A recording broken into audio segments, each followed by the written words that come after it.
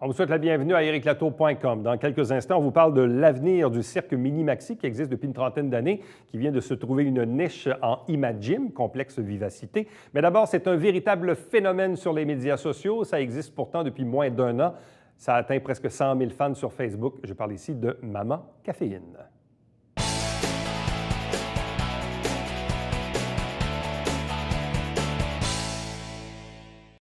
Il y a de ces phénomènes sur les médias sociaux qui sont totalement incroyables. Parfois, dans un très court laps de temps, on réussit à bâtir des plateformes et à rejoindre un maximum de personnes. Et ici même, il y a un de ces phénomènes qui est issu de la région. Vous avez peut-être déjà entendu parler de Maman Caféine. Elle s'appelle Marie-Ève Piché. Elle est avec nous. Bonsoir et bienvenue. Bonsoir. Ça a parti comment, Maman Caféine? La question. Maman Caféine, ça a parti dans la voiture en revenant de Rimouski, en jasant avec mon chum du fait que j'avais envie de partir un petit blog. J'avais envie de mettre mes idées de vidéos comiques du quotidien un peu avec mes enfants. Donc, on cherchait un nom. Maman Caféine est sortie du lot. On a regardé si ça existait. Non, on l'a pris. Ça a commencé tout bonnement comme ça, sans prétention, là, pour le plaisir. Les enfants ont quel âge? 4, 3, 1. 4, 3, 1. 3 garçons? 3 garçons en 4 ans. Qui demandent du fil à retordre? Ben oui, quand même pas pire. Mais jamais autant que mon chum. C'est lui qui est plus demandant? Est-ce que la maman a besoin de beaucoup de caféine pour faire ses journées? Oui, totalement. Le nom vient pas de nulle part. Là, vraiment, ça a été mon inspiration première. Donc, je consomme environ, en moyenne, 3 cafés par jour. Donc, en moyenne, ça veut dire que des fois, c'est plus. Mais avant Maman Caféine, puis avant les 3 grossesses, tu œuvrais dans quel domaine ou tu voulais travailler dans quel domaine? C'était quoi un peu ton plan de match au niveau professionnel? Bien, à la base, en fait, j'étais rendue à débuter un peu mon doctorat en psychologie à l'UQAM, à l'université l'UQAM à Montréal. Je suis tombée enceinte. On a perdu le petit bébé. Ça a tombé en plein dans l'été, en plus en fin de session. Donc, j'ai attendu. Je me suis dit, je vais retourner à l'automne. Je suis tombée enceinte finalement très rapidement de notre premier fils, Léo. Donc, j'ai laissé de côté un peu les études le temps de ma grossesse. J'avais un emploi ici à la Maison des Jeunes Le Dôme à Saint-Jean-sur-Richelieu qui est dans le domaine avec Service Canada, une réinsertion sociale de jeunes. J'ai toujours cet emploi d'ailleurs, 4 ans plus tard. On revient de signer encore pour 3 ans. Donc, je fais ça 8 heures semaine et je suis maman avec les enfants à la maison pour ce qui est du reste. Mais Maman Caféine devient aussi quelque chose de très accaparant parce que là, on est sur plusieurs plateformes, dont évidemment celle que tout le monde connaît le plus, Facebook, où vous approchez maintenant les 100 000 fans. Oui, presque 100 000. Presque 100 000. Vous êtes à 97 000 quelque chose. Oui. C'est énorme. Et tout ça en 8 mois. Oui, bien, 8-10 mois. Là. Ça a commencé le 10 décembre. À peu près 8 mois où c'est plus actif. C'est vrai que les premiers mois, ça commençait plus tranquillement. Quand il y a eu un boost, on a été tout le monde très surpris. On est resté un peu ébahis devant ça. Puis on s'est dit, bien là, on a compris qu'on pouvait en faire vraiment une business, un emploi à temps plein pour moi. C'est d'ailleurs le cas maintenant. Là. Mes 3 enfants sont à la garderie. Puis je fais, je dirais, une 40aine d'heures de Maman Caféine et mon 8 heures à la Maison des Jeunes. Donc, c'est vraiment rendu un emploi à temps plein. Qu'est-ce qu'on retrouve là-dessus? Qu'est-ce qui a accroché les gens?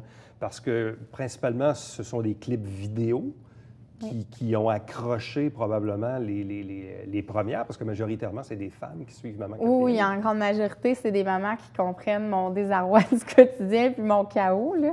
Je pense que c'était ça, en fait. J'ai mis à l'avant ce qui se passe derrière toutes les portes de chaque foyer, pratiquement. Donc, j'ai mis en avant des vidéos ludiques qui étaient juste sans prétention du quotidien des mamans, de mamans dépassées, de parents à bout de souffle, mais en tournant ça avec humour pour se dire « Hey, on est dans le même paquet.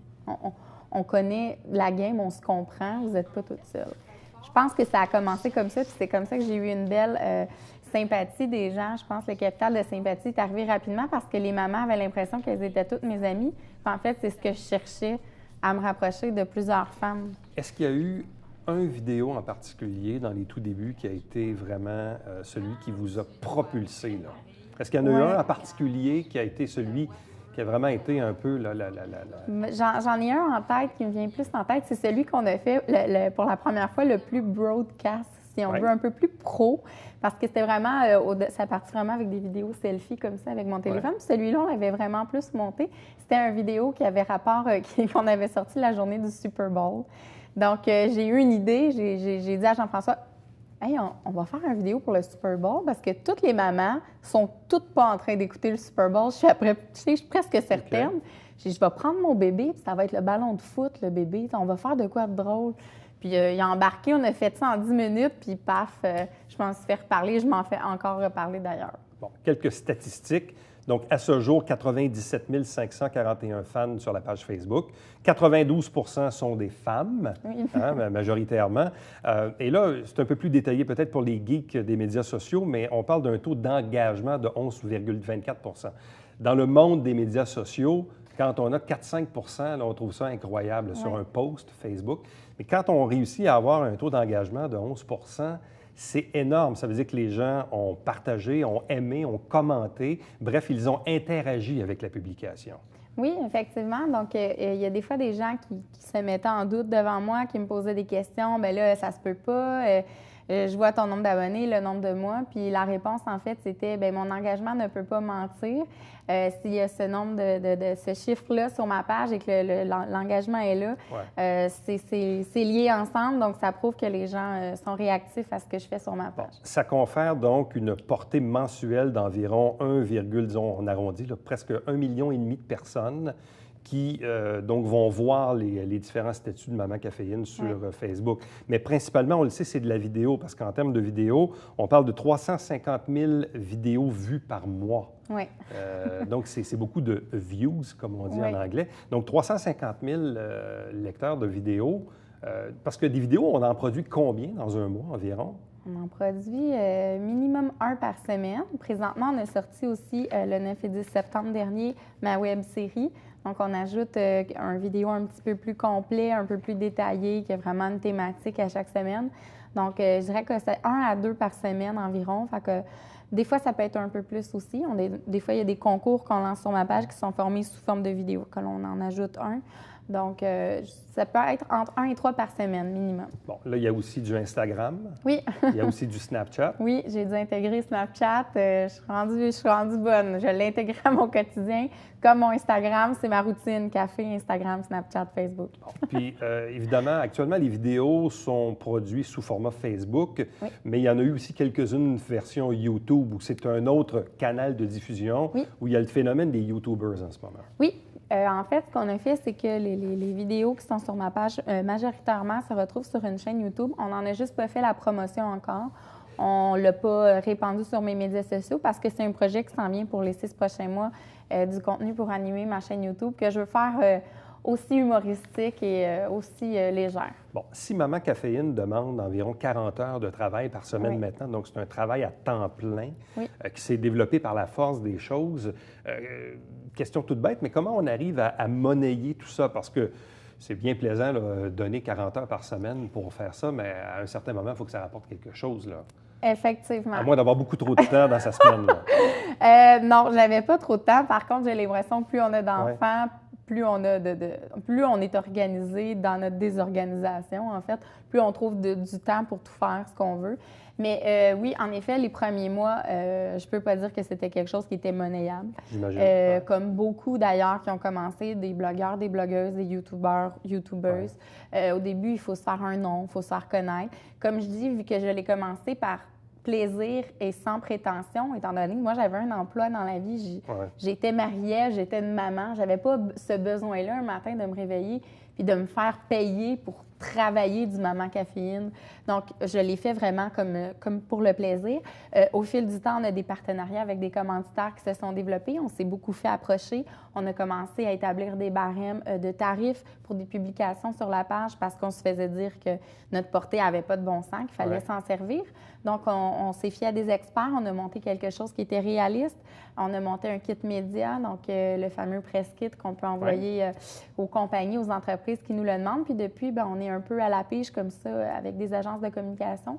Puis il y a beaucoup de projets qui s'en viennent aussi pour Maman Caféine. C'est pas fini. Donc, sans pouvoir en dire plus, éventuellement, on a quand même confiance que ça va être quelque chose qui va rapporter monétairement. Bon.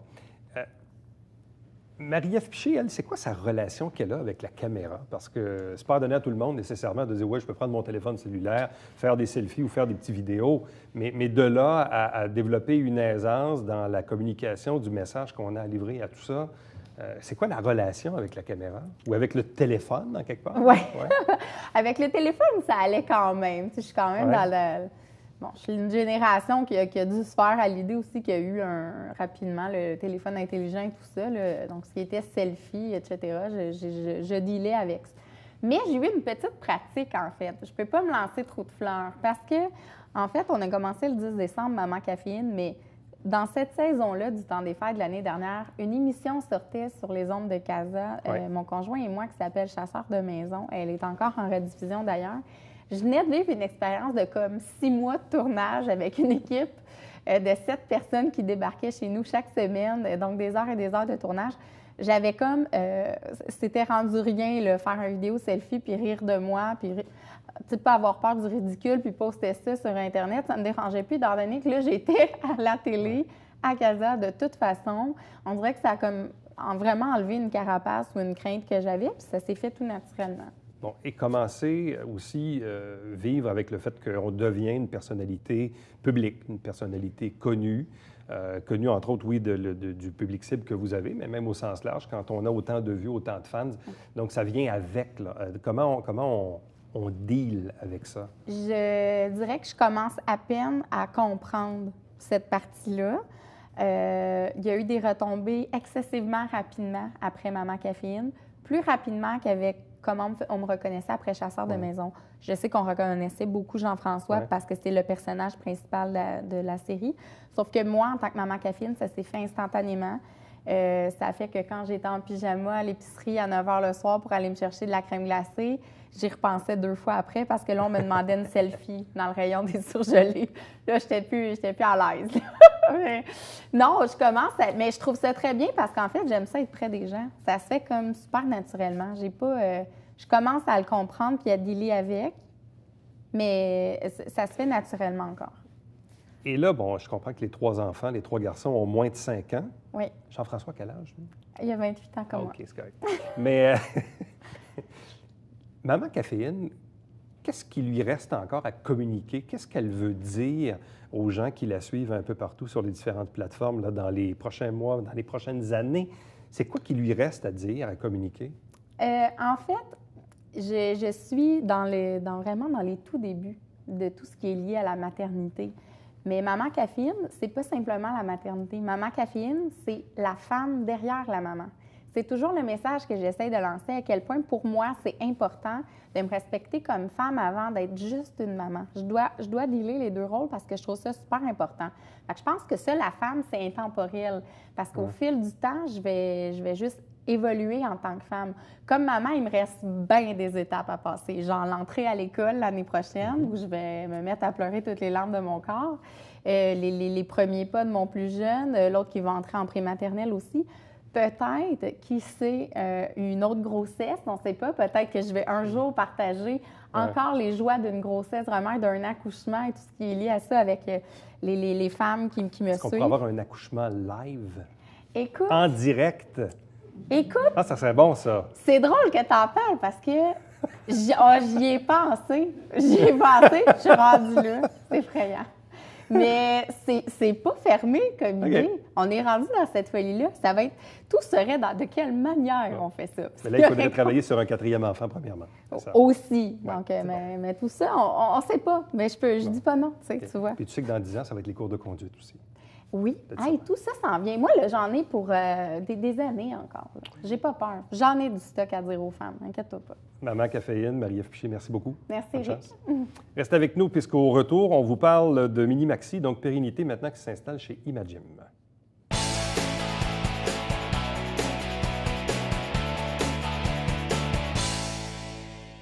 Salut, ici Alexandre Baudouin. Et François Trépanier. François, cette semaine, on parle de quoi? Devine. Ah, on parle d'arts martiaux mix. J'aime le concept des gants. Oui, bien écoute, Éric Aymar, Corinne Laframboise et Michael Dufort de Hybride Série Professionnelle sont là pour parler MMA. Manquez pas ça.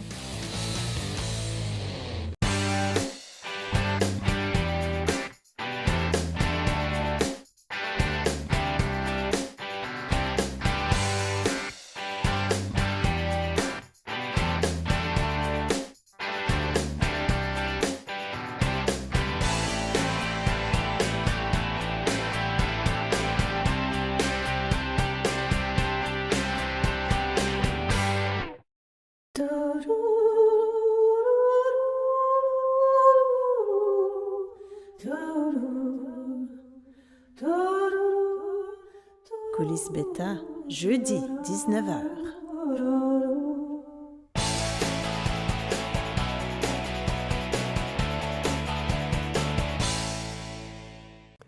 Le complexe Vivacité, qui est en opération depuis décembre 2014, le long de l'autoroute 35, à côté évidemment du stade de soccer du Haut-Richelieu, l'usine d'épuration des eaux, simplement un peu pour vous situer à quel endroit. Ce qu'on appelle bien sûr Imagim, qui autrefois n'était pas très loin d'ici, là, dans le centre-ville. Donc le complexe Vivacité est en opération depuis près de 2 ans et on annonce maintenant un protocole d'entente pour partager un peu l'espace. Donc 2 invités pour détailler un peu cette nouvelle. D'abord Michel Laure, qui est directeur du cirque La Troupe de cirque Mini-Maxi, qui existe aussi depuis une trentaine d'années. Michel, bonsoir. Bonsoir. Accompagné de Lucille Guertin, qui est secrétaire trésorière auprès de Imagim. Bonsoir et bienvenue. Imagim également, qui est un organisme qui existe depuis près d'une trentaine d'années. Donc, peut-être juste nous expliquer d'abord, Michel, au niveau du cirque Mini-Maxi, dans les dernières années, à quel endroit étiez-vous pour vos opérations, disons, on était depuis 6 ans à l'ancienne église Saint-Noël-Chabanel à Iberville, au coin de la 2e avenue, 2e rue. C'était une église, c'était une ancienne église. On était bien, mais comme je voulais, à un moment donné, parce que je m'étais donné 35 ans pour le cirque, et comme on commence notre 32e année, je me suis dit, puis là, bien, le service des loisirs nous a dit, bien, es-tu allé voir? Parce que, premièrement, ils nous ont demandé si on avait de la relève. Bien, j'ai dit dans l'esprit que moi, je l'ai parti, j'ai dit, puis je voyais pas de relève. Ouais. La seule relève que je voyais, c'était l'école de gymnastique. Et puis là, bien, c'est là que Dominique Richer de la ville de Saint-Jean m'a dit, es-tu allé voir s'il n'y avait pas possibilité de partager l'espace? J'ai dit non, je n'ai pas allé. On était déjà allés, puis ça n'avait pas fonctionné. Fait que j'ai dit, on va continuer comme ça. Puis là, bien, j'ai dit, OK, j'ai rien à perdre. Fait que je suis allé voir, j'ai rencontré le directeur général, on a commencé à parler, puis ça s'est dessiné tranquillement. Bon. Parce que du côté d'Imagim, bon, évidemment, il y a l'école de gymnastique qu'on connaît. Vous partagez aussi l'espace, je pense, avec on partage le centre avec le judo, oui. Avec le judo. Mais est-ce que je comprends également que vous aviez encore certaines heures ou certains espaces de disponibles au travers de tout ça? On avait encore des disponibilités. Alors, quand ils sont venus nous parler de tout ça, on a regardé qu'est-ce qu'on pouvait faire en gardant quand même leur plage horaire qu'il y avait déjà depuis plusieurs années. Puis je pense qu'on a réussi, oui, en gros, à faire fonctionner et le cirque et la gymnastique en même temps dans nos locaux. Parce que généralement, Mini-Maxi, à quel moment de la semaine est-ce que vous vous retrouvez? Là, pour nous autres, on a le mercredi soir puis le samedi matin, de 8h à 1h. Oui, c'est 2 journées. Donc, c'est 2 fois par semaine. Oui. La relève, c'est une fois, le samedi matin, de 8h à 9h30. Mais la troupe, eux autres, ils ont du théâtre et danse le mercredi, de 6h30 à 8h30. Et puis, le samedi matin, de 10h à 1h. Et vous avez besoin de quoi comme espace pour opérer? Bien, disons qu'on a retrouvé, parce qu'avant, à l'église, on faisait tout ça au même endroit. Le théâtre, la danse, et puis le cirque comme tel. Donc, des fois, on utilisait un petit local qui était un peu le vestiaire des jeunes pour se changer. On utilisait ce petit coin-là pour travailler le théâtre. La danse, ça se faisait dans le gymnase. On divisait le gymnase en 2. On faisait le cirque d'un bar. Puis là, bien, quand on a vu que chez Imagim, il y avait un local de danse avec miroir. Ça faisait quand même plusieurs années qu'on voulait avoir des miroirs pour danser. Et puis, théâtre, bien, c'est d'une salle qui se trouve être la salle d'attente, mais moins utilisée le mercredi. Donc, moi, ça faisait mon affaire. Donc, le mercredi soir et le samedi matin, au plus, là, il peut y avoir combien de personnes en même temps? En même temps, nous autres, on est maximum 30. Une trentaine. Bon. En même temps, oui. De 10h à 1h, puis le matin, c'est à peu près la même chose. Sauf que là, compte tenu que la clientèle a changé un peu, parce que comme on était à Iberville, donc les gens qui restaient à Iberville près de l'église se sont inscrits, ils s'inscrivaient plus rapidement. Puis là, bien, à Saint-Luc, il y en a plusieurs qui ont abandonné. Ouais. Mais c'est une clientèle qu'on va aller chercher, oui. Donc, pour vous, chez Imagim, le mercredi soir, le samedi matin, d'avoir une trentaine de personnes de Mini-Maxi, ça ne vient pas compliquer vos propres opérations au niveau de l'espace. Ça l'ajoute, je pense, aux activités, c'est tout. Là, on a déjà beaucoup de jeunes. Le samedi matin, c'est ce qu'on appelle le récréatif qui est là. C'est ça. Donc, il y a beaucoup de monde, ça tourne, les plateaux, les gens se promènent d'un à l'autre. Le cirque fait juste s'ajouter un petit peu au chaos qu'il y a là, en fait, un peu, mais c'est intéressant, c'est le fun, parce que là, dans le coin, il y en a qui font de la jonglerie. Après ça, on les voit avec les vélos, les monocycles. Alors, c'est le fun, ça donne de l'ambiance. Puis, c'est des activités qui se rapprochent beaucoup. On a en fait deux de nos coachs qui donnent l'instruction de gymnastique à leurs participants. Parce que moi, je ne suis pas allé encore au complexe Vivacité. Là, évidemment, j'ai vu les photos au moment de l'inauguration. Mais pour que les gens comprennent bien, c'est un espace commun ou c'est subdivisé? Un espace. C'est un espace. Et on a une salle de danse qui est à part. Et on a un espace, on appelle ça la salle d'attente, mais c'est utilisé pour faire des fêtes d'enfants, c'est utilisé pour toutes sortes de choses aussi. Et l'école de judo, elle, utilise le même espace? Ils sont au deuxième étage. OK, au deuxième. Et ont leurs propres locaux. OK, donc le judo a son local au deuxième. Oui. Vous êtes en bas au premier, dans un grand espace, mais qui est partageable le mercredi et le samedi pour Minimaxi, plus évidemment le local de danse auquel tu faisais référence, avec les fameux miroirs. Bon. Ça fait une dynamique qui est très intéressante. Parce que quand on fait du cirque, comme disait Lucille, quand on fait du cirque, mais il y a les enfants de gymnastique, pendant les consignes de l'entraîneur, regardent le cirque. Puis là, l'entraîneur est obligé de dire, bien, c'est ici que ça se passe. Puis de leur côté, c'est la même chose. Je veux dire, on voit les jeunes faire de la gymnastique. Fait que les jeunes qui sont en jonglerie, par exemple, qui sont tout près, ils regardent les jeunes, puis ils font le mouvement, puis eux autres aussi ont des grands yeux. Là, j'ai accroché évidemment sur quelque chose que tu as dit en début d'entrevue. Bon, le Cirque Minimaxi existe depuis 32 ans. Oui.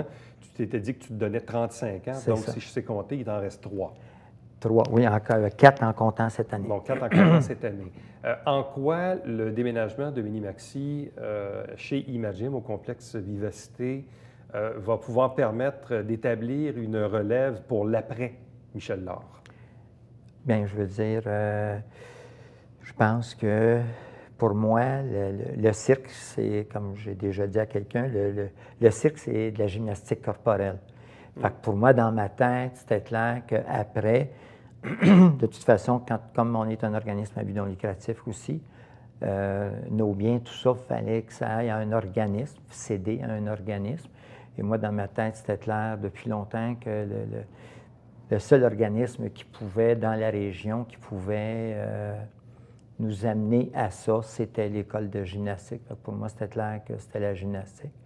Puis, je trouve que pour moi, ça assure, parce que quand je l'ai parti, il a 32 ans, c'est un petit bébé, donc tu veux qu'il grandisse, tu veux le voir grandir. Donc, quand tu es rendu près de la fin, bien, tu aimes bien avoir quelque chose qui va continuer, une pérennité. Puis je pense que ça va se faire de soi, ça va se faire tout seul. Pour qu'on comprenne bien, donc à court terme, est-ce que Minimaxi demeure un organisme à part entière, indépendant? Oui. Mais le souhait, c'est éventuellement de l'amener... je passe le flambeau. En fait, on a signé un protocole de transition pour jusqu'en août 2020. Donc, on va commencer lentement à faire une transition entre la gestion... du cirque, puis l'emmener vers Imagim. Alors, on se prépare à... Cette année, vous restez autonome, mais après ça, on va commencer à faire... ça va rentrer un peu dans notre programmation, on va commencer à faire des choses avec ça. Donc, les activités, les opérations de Minimaxi vont être graduellement intégrées à Imagim. C'est ça. Ouais. Puis éventuellement, donc, votre CA va être dissous, puis ça va être le CA d'Imagim qui va gérer tout ça. Oui, c'est ça. Mais c'est des choses qui s'apparentent beaucoup. Même cette année, on a commencé aussi à faire du cheer. Donc, le cheer, le cirque, la gymnastique, c'est toutes des choses qui sont semblables. Donc, c'est complémentaire un peu au service. Oui. Ça assure peut-être aussi en même temps une certaine pérennité aussi pour votre propre organisme, parce que là, bon, vous gérez quoi, à peu près 700 participants juste pour Imagim? Mais ça, c'est l'automne. On a en fait pas loin de 1200 participants dans l'année. Sur une année complète? Sur une année. Oui. On a des activités de camp de jour, on a à l'été les camps de jour, on a des activités de gym pendant l'année, maintenant avec le cirque, le cheer. Je pense que ça va nous donner aussi une opportunité d'offrir plusieurs services aux gens de Saint-Jean ou des environs. Ça donne aussi la chance en fait, de pouvoir intégrer plein de nouvelles activités pour nos membres. Ouais. Parce que c'est pas tout le monde qui va se rendre à des niveaux élevés en gymnastique, mais peut-être qu'ils seraient intéressés de faire du cirque, faire du cheer, faire d'autres choses. Donc, je pense que ça l'arrondit beaucoup les coins. Est-ce que ça te sécurise, Michel, tout ça? Ah, énormément. Ouais. Mais moi, juste le fait aussi, techniquement parlant, juste le fait que, parce qu'avant, pendant les 32 premières années, j'avais la veille, le vendredi soir, à me payer 3 heures d'installation et de désinstallation le lendemain. Et là, je récupère 3 heures, 33 semaines, donc une centaine d'heures où je n'ai pas à souffrir de ça. Et là, tu es retraité de l'enseignement depuis combien de temps? Depuis 2011. 2011, OK. Oui, mais c'est retraité. Je me suis retrouvé par l'intermédiaire d'un ancien élève au secondaire. Donc, j'ai fait de l'éducation physique pendant 3 ans. Je travaillais 4 jours semaine et je coachais 3 sports. OK. C'est une drôle de retraite, là. C'est une retraite pas mal active, là. Oui, mais quand tu as ça dans le sang... Comme m'avait déjà dit quelqu'un, je peux sortir de l'école, mais l'école est difficile de sortir de moi. Oui, c'est ça. On verra l'avenir. Oui, à vous deux, merci beaucoup. Donc, meilleure des chances dans ce projet. Je pense qu'évidemment, c'est au meilleur de Minimaxi et d'Imagim, évidemment, d'avoir un match parfait. Merci. Merci. Merci Restez avec nous, puisqu'au retour, on vous présente le Babillard quotidien.